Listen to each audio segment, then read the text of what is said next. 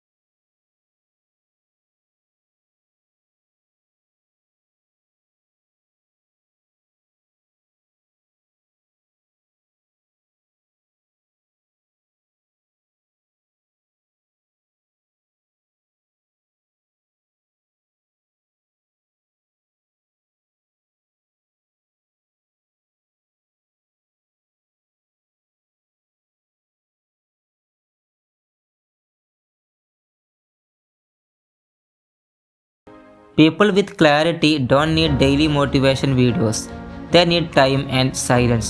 Because clarity changes everything. അതുകൊണ്ട് guys, ഒന്ന് മാത്രം ചൂസ് ചെയ്യുക. എല്ലാം ഒരുമിച്ച് ഫിക്സ് ചെയ്യാൻ പോയാൽ ഒന്നും ഫിക്സ് ആകില്ല.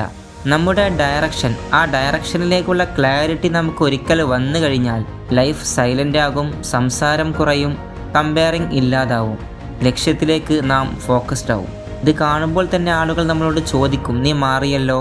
ബട്ട് ആക്ച്വലി നീ മാറിയതല്ല, നീ ക്ലിയർ ആയതാണ്. അതുകൊണ്ട് ഗൈസ്, ഒന്ന് മനസ്സിലാക്കുക, മോട്ടിവേഷൻ സ്പാർക്കാണ്, ഡയറക്ഷൻ ഫയറാണ്. സ്പാർക്ക് പോയാൽ തീ കെടും, ഫയർ ഉണ്ടെങ്കിൽ സ്പാർക്കിൻ്റെ ആവശ്യവുമില്ല. So stop chasing motivation, find your direction. Because once direction is clear, nothing can confuse you again. ഒറ്റത്തവണ നിനക്ക് ഡയറക്ഷൻ കിട്ടിക്കഴിഞ്ഞാൽ പിന്നെ നിന്നെ കൺഫ്യൂസ് ചെയ്യിക്കാൻ ഒന്നും ഉണ്ടാകില്ല. Good luck guys.